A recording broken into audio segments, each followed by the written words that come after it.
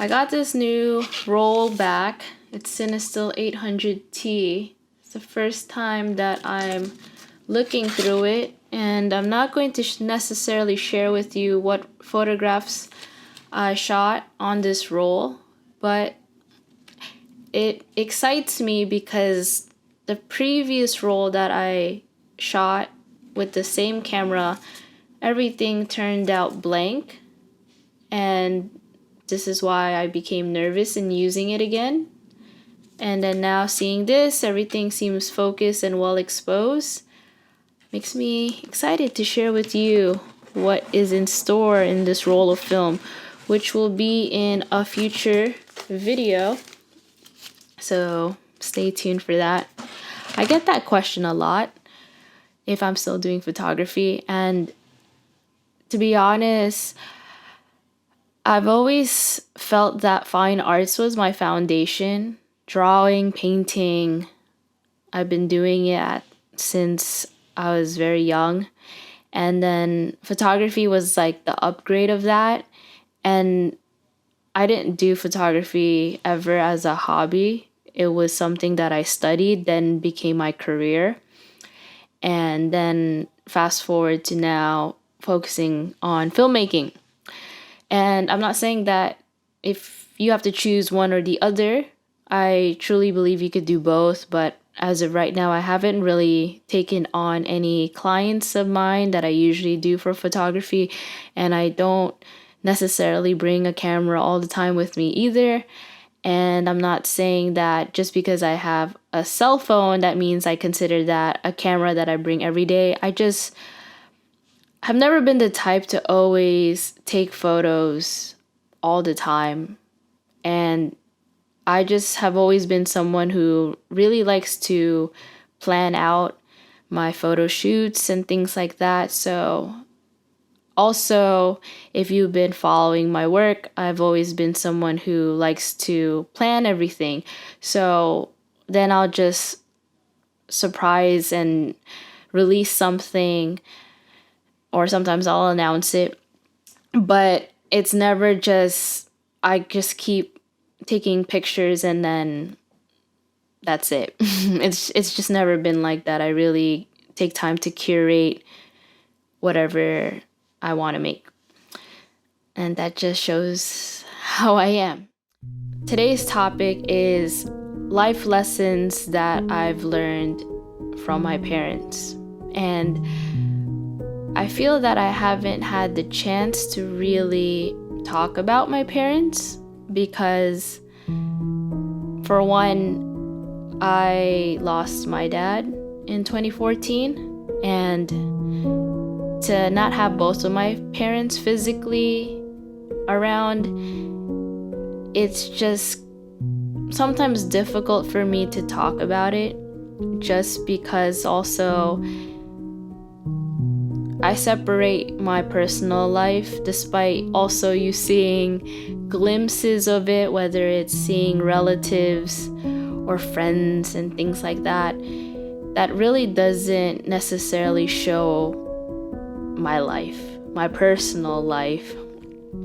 It's might just be 10% of what really goes on in my life.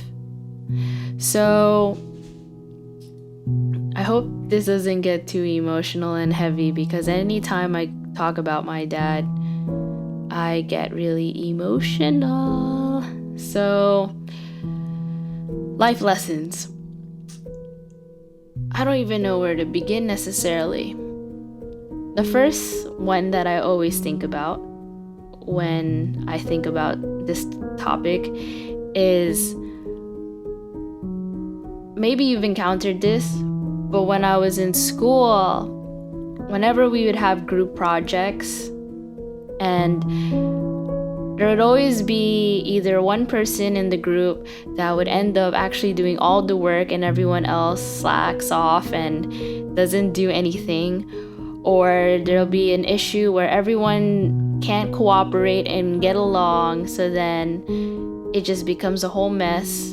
And then last minute, you just end up figuring out how to just finish the project so you could just be able to submit it to the teacher.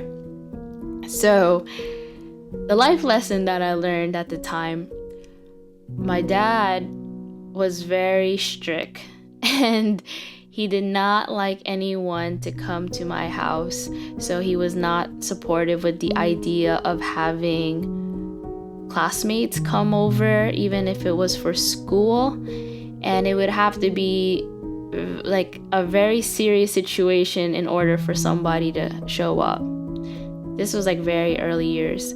And so another thing he would say is to make sure that everyone in your group does not just copy from you, and make sure that you don't ever get the end of the stick, if that makes sense.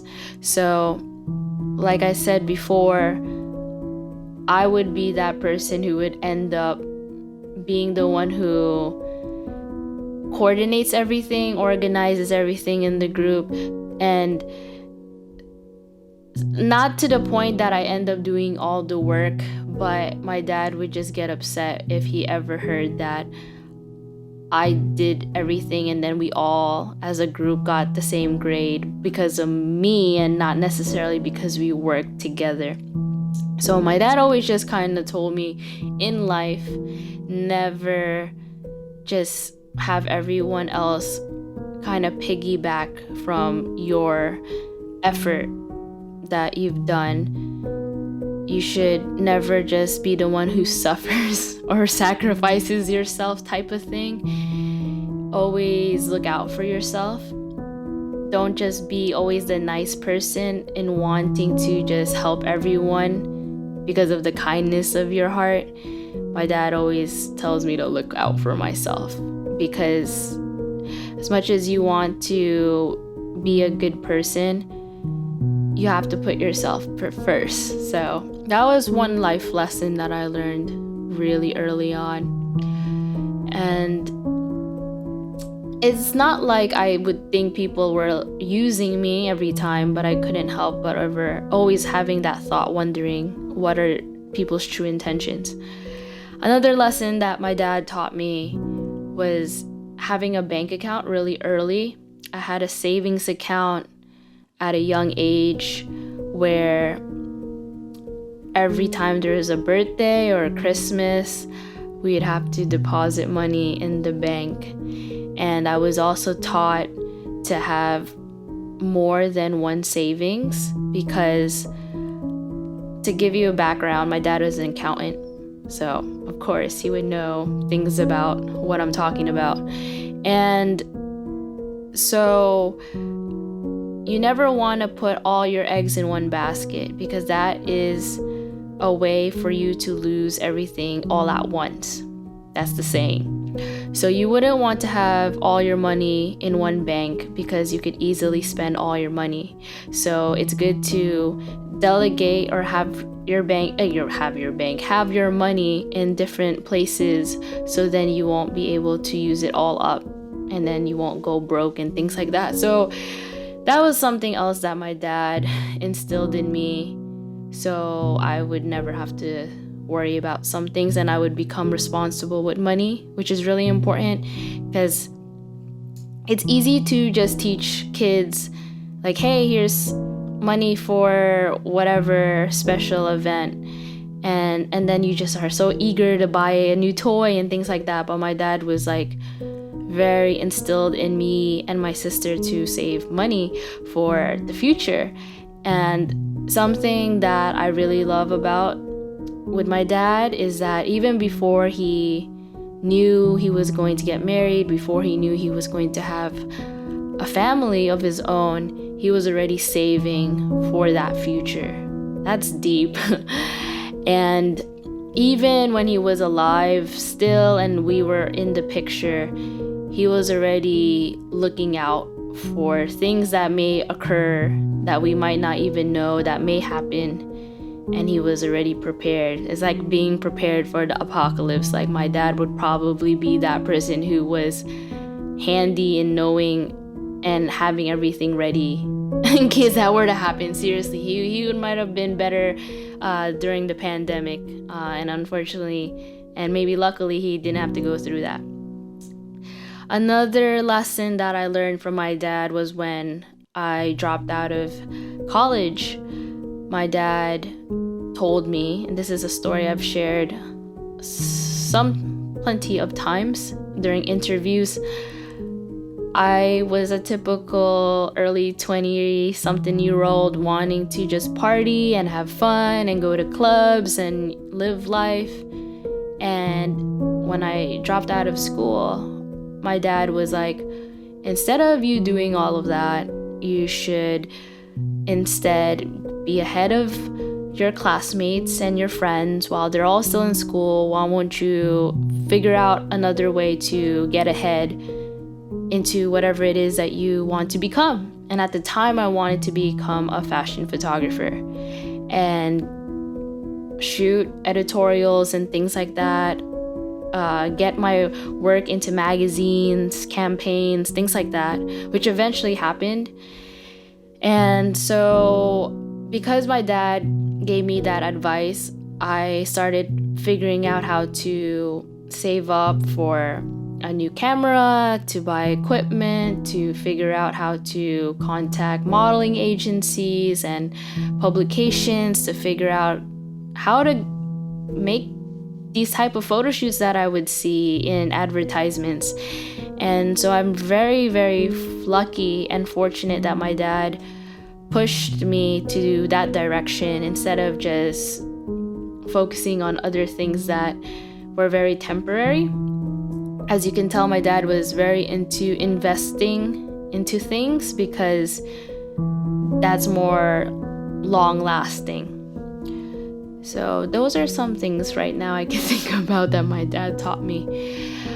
When it comes to my mom, she is the one who has always reminded me or taught me to be a strong personality, and that whenever things seem impossible or seem that there's just no way to continue, I've always seen my mom go through the most and come out still standing and surviving and still living life.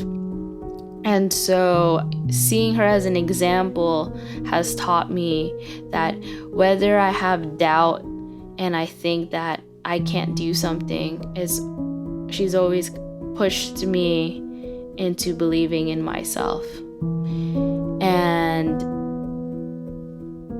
when it comes to age doesn't matter, she has taught me that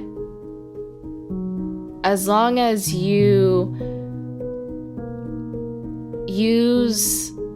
I don't know if use is the word, but as long as you are a person who has fun, who has a good head on their shoulders, and doesn't mean any harm to the world, life will always come back to you with blessings. And I'm not saying like things have to be reciprocated or transactional, like if you do this then this happens, but she just has always said that in life she always feels that as long as you're doing good, good will always present itself.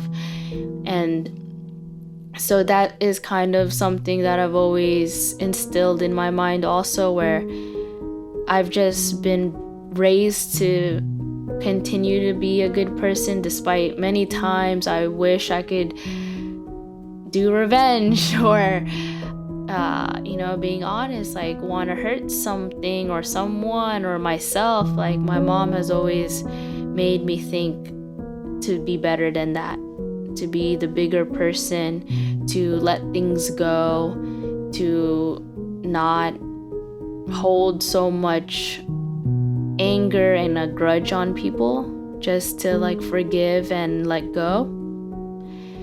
And another thing that I learned from my mom is when it comes to living life, again, that you only have one life and that you should do the most with it. And so even, let's say, like, yeah, you have to be responsible, but it doesn't hurt to just be able to enjoy life with the money you have, with things that you have. Like, some people want to just hold on tight because they're afraid that maybe tomorrow everything will change and then they'll end up not having anything anymore. But my mom is always like, you don't know what tomorrow, so you're already assuming, and then you end up not enjoying life because you thought of those thoughts. And then in reality, you could have traveled somewhere, or just do something else that could bring you pleasure.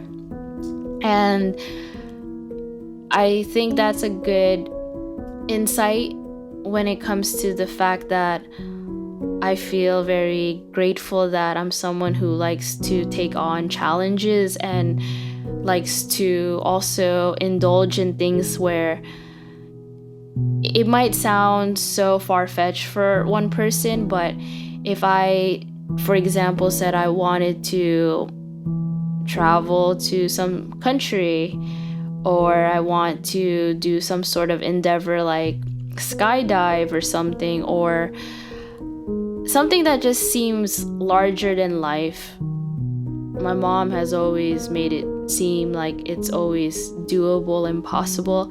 It's never been like, you can't do this, you can't do that. And so I'm really lucky to have that as support and motivation.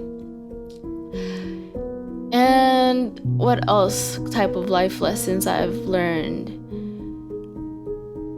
So when I talk about there's good and bad, so bad, what turned into good are like, my mom back in the day would always pick me up late from school. This is like when I wasn't able to walk or take the bus or whatever transportation to go back home.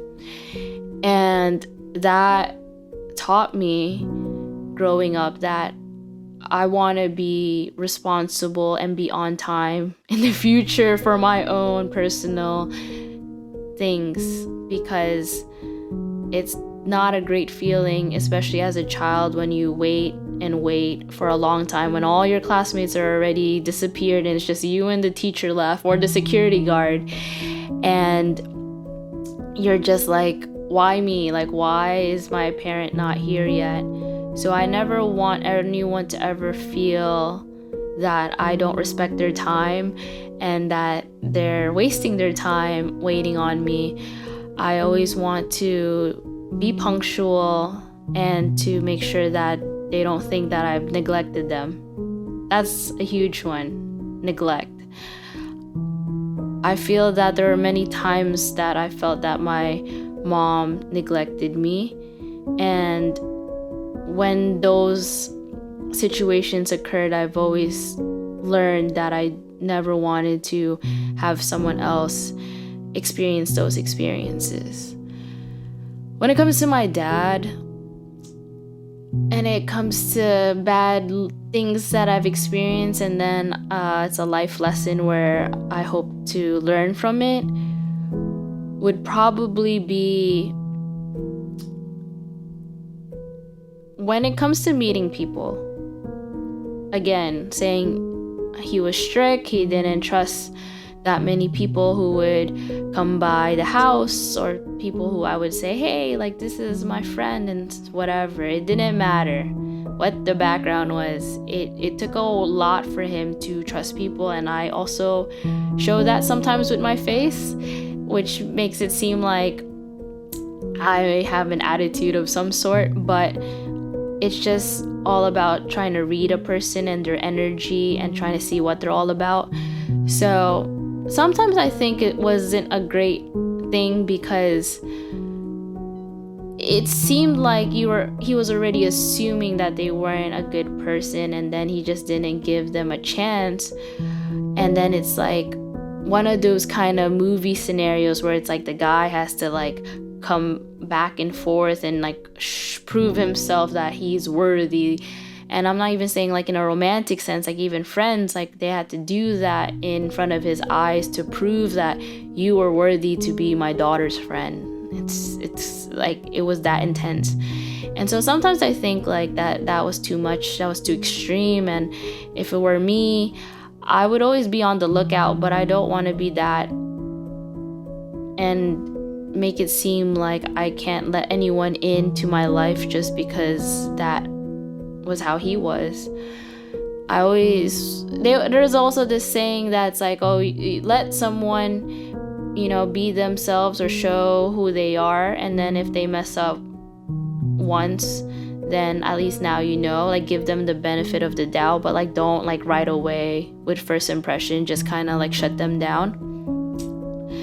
And another thing with my dad, I've mentioned in the previous video, is that my dad was not very showy with his emotions, and maybe that's a man guy thing, but I feel that I started inheriting that, seeing that or witnessing it. So I feel that sometimes I wish I was more loving in a sense of how people would show love other than how I show love right now, just because not everyone can accept love the way how I give it.